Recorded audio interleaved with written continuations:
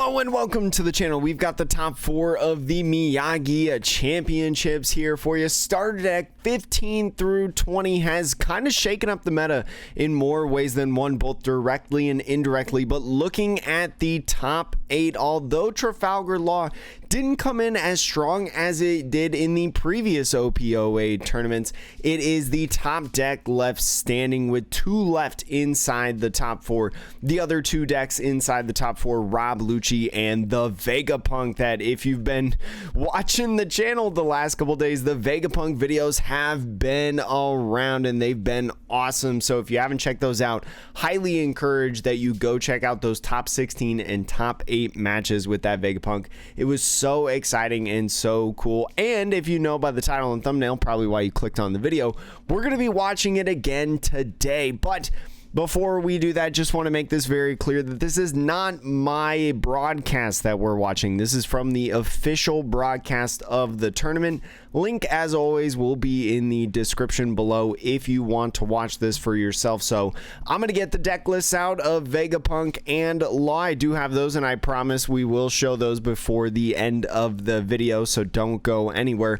But now that we know our top 4, let's get into the match. And so this is going to be Vegapunk's strongest test when we talk about the matchup, because especially with Vegapunk, you know, we've seen time and time again using that leader effect to play down different characters off of the trigger. And so it's going to be up to the red purple Law if they're able to bottom deck all of those characters that come out to the field in various shapes and sizes. But before we get into that, we got to look at the starting hands. This red purple Law starting hand looks like they've got Black Maria, Reiju, Sanji, and 2 Kid Killers. The Kid Killers might be really good, especially because Vegapunk has 1 less swing than a lot of other decks that red purple Law will play against, as Vegapunk is not a leader that can attack. So the Kid Killers could come in clutch, especially if the hand size gets a little bit low. The Reiju also really strong. We talk about this all the time, how red purple Law decks need the Reiju in order to survive getting that draw. So this time, not looking like it's going to be too much of an issue in that aspect. And the Black Maria going to be really strong for being able to get Dawn back, especially if the Vegapunk doesn't see that 5-drop Luffy or Nami to pop the characters. Unfortunately for the red purple Law, that Egghead Luffy is in hand right there, and got a couple other good cards. I feel like you got a 2K in the Edison. You have the Robin, which has that trigger that allows you to draw 2 cards, which is super strong. The Lilith is nice because it's going to be able to get you to search your deck. And then I saw past that hand there an 8-cost Katakuri. So going to be a decent hand, I feel like, for the Vegapunk, but it's all going to depend on that draw from the Robin and the search on the Lilith to see where this game plan goes. But looks like pretty even hands from both sides. I'm excited to get into this. We've seen Vegapunk do exceptionally well, and Vegapunk now going second in this one is going to be able to use leader effect right away as usual to get that Lilith probably in the life on that first turn. But we'll see if they can top deck a 1-drop searcher event. We do know that they play at least a couple of them, so could see one on this top deck here as they are going second. But the red purple Law going first, we'll see exactly how that plays out for them. They'll be able to play Reiju right away, so might be something that they use the Luffy to go ahead and put in life instead of the Lilith. But we'll see right here through this leader effect. It is going to be the Robin, actually. So the Robin is interesting as a first choice. Usually we've seen the Lilith or the Luffy be the first choice of character, but it looks like it's going to be that Robin really prioritizing the draw too after getting an Edison off the top deck as well. Maybe just wanting to see a couple other cards, so very curious. Now on the 3-Dawn turn for the Law, they got an Otama in hand, so the Otama is going to be pretty nice. That Robin is not going to hit the field. It is just a draw 2 off the trigger, not a play and draw 2 off trigger. So the Otama not really needing any any minusing right now, but that 5k swing is going to be stopped, and the 3 Dawn is going to come in for the Black Maria. Gonna put that Black Maria down on the field, and I imagine use leader effect to do something like Reiju. Play that Reiju down, draw 2 cards of their own, and then get the Dawn back with the Black Maria. So going to put 3 Dawn away through that leader effect, play that Reiju like I mentioned, and since they have 4 in hand and less Dawn than their opponent, they're going to be able to draw 2, getting a Pudding and a Trafalgar Law blocker. So the Trafalgar Law blocker might be something that we see later in the game, especially if, you know, going into the next turn, right, the 4 Dawn turn for the Law, they swing, they take the life, they draw 2 off the Robin and have 7 in hand. Could be a possibility right there. Top decking the Please Save Me, going to be playing that Lilith right away on the 4 Dawn turn. Going to be doing a searching, so looking through their top 5, you see a couple cards in there. Raigo, Yamato can't be grabbed, but that Shaka right there is something that could be picked up. And also that Searcher event right there. That Searcher event is pretty nice. We've seen from time to time in this deck. That card is called The Man, he possesses the world's most brilliant mind. Sorry, sometimes the translations on the screen and then what's actually written down is different from time to time, but is going to be grabbing that event card, and I imagine potentially, I don't know actually if they would play it in this. With 1 Dawn left, you're probably using leader effect, right, to gain a life. Maybe that Luffy right there, going to put that Luffy in life, really threatening that effect. That Luffy is going to be able to come into your hand, but something that's really interesting with this Luffy being a trigger rather than its main effect, the trigger doesn't have a life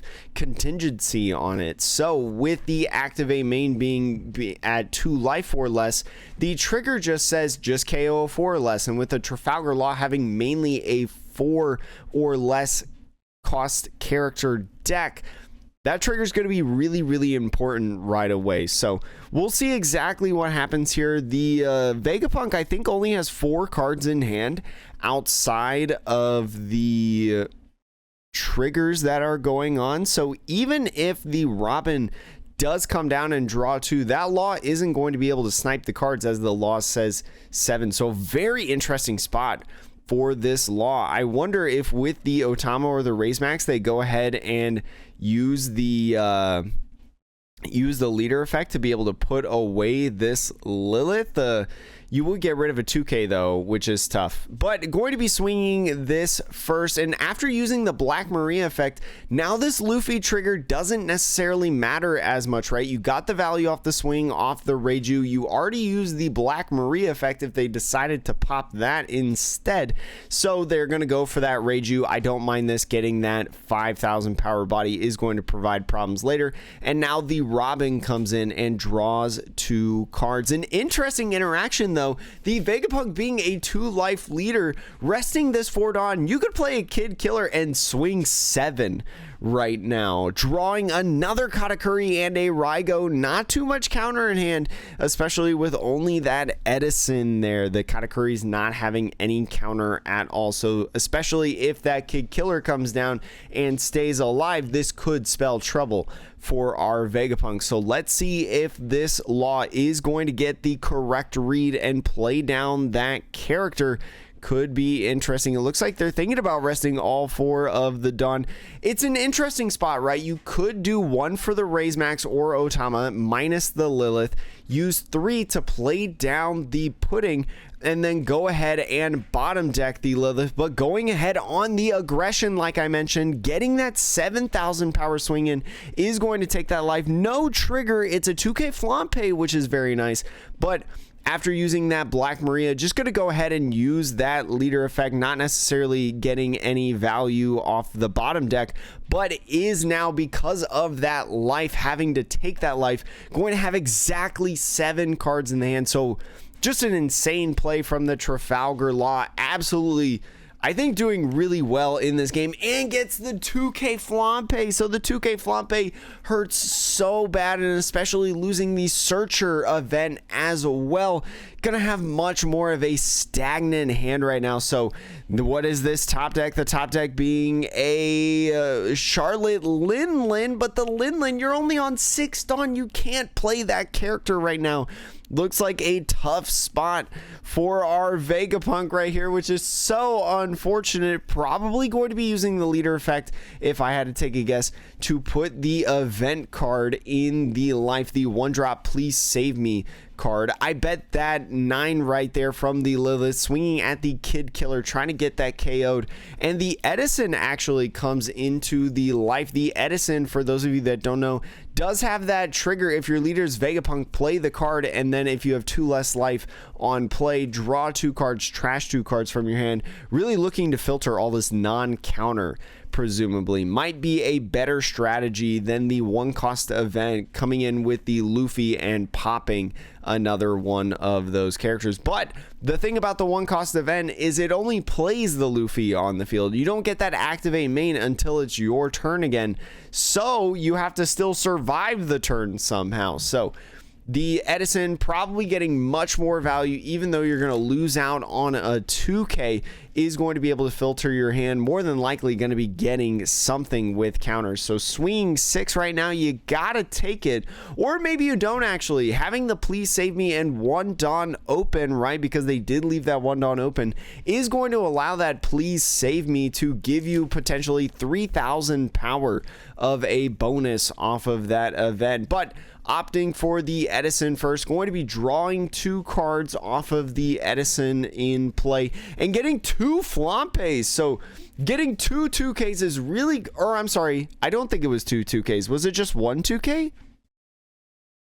It's a little hard because they've been shuffling. It looks like at least one of those was Linlin, so I bet it was a Linlin and a Flampe, the alternate Flambe, kind of looking a little bit like the Charlotte Linlin in my opinion. But is going to be pitching those 2 Linlins. They've got 8 Dawn turn coming up, so the Katakuri is probably going to be what they're playing in this next turn, and it wouldn't surprise me if they went back-to-back turns of Katakuri to guarantee gaining a life once again. So going to be now a 9K swing at lead, and this is the trouble for the Vegapunk right now, especially with 3 Dawn left. You could theoretically, you can counter this out, right? The 3 with the please save me would put you up to 8, and then the Flampe would be 10, but opts to take this instead and use the Raigo trigger to KO the Black Maria. And so now what you have to do through leader effect with another Kid Killer is you're gonna have to stop a 10K swing, which you can't do because you don't have enough left. So this 10K swing is gonna get it, and the game's already over. Oh no. Really unfortunate in general. I think honestly, and I would love to look back at this because I wonder, looking at this, because I didn't really get a chance to see. I want to know if the red purple law, if that was a mulligan hand or they kept the hand. I don't exactly know. I don't think we have that information available to us. I honestly can't tell because we didn't see like any thinking. The life was already out on there, but I would love to know if they kept this hand or not, because this hand, to be honest, against Vegapunk was so good, right? Having a Black Maria, being able to get that leader effect off, having a Reiju to be able to draw some cards, potentially doing some minusing plays to be able to get out certain characters that are on the field that are pesky, like those Liliths, those Luffys that may be sticking around, other different characters. And then the 2 Kid Killers just did so much damage on play, on sight, basically getting 7,000 power swings. Just so tricky at this point. Oh my gosh, that might have been one of the shortest games that we've done in the Japan Championship Series. That was only probably about an 11-minute game in general, but do not worry. As promised, I will showcase some of the lists, the actual list for the red purple law, but also the Vegapunk list for you that we've put together. So this is the Vegapunk list that we've put together. We don't know exactly what the Vegapunk list looks like. That information is not public. They haven't posted it on Twitter or anything. I do follow them on Twitter, so I have been looking, trust me. But at the time of this recording, at least, this is what we've got based on what we've seen really in the game. And so looking at this right now, the only thing that I'm like really speculating in terms of a card that is included is this 4-cost Frankie. There are different options that you can use outside of the Frankie, and it could be what I would say something that I've seen in some Vegapunk lists. If you're looking for different options on what that could be, is this Jewelry Bonnie right here. This Jewelry Bonnie allows you to draw 2 trash 1, especially off of that trigger. So is a good trigger, especially as an egghead card, and with the effect attaching 1 Dawn, right, and being able to potentially hit life, you'll be able to do that effect again as a 5,000 power character. So that would be the other card that I could see played in this list instead of maybe Frankie. If they didn't opt for 12 2Ks as I've got provided, they may have, you know, put 2 Jewelry Bonnies in, put 4 Linlins in, or 4 of these search cards, or 4 Rygos. Could be a slew of different things, but in my mind, this is kind of what makes sense a lot of times in this deck. This is a really cool list. Unfortunately, a lot of people have been leaving some comments of like, okay, Jake, I want to play this list now in OP07.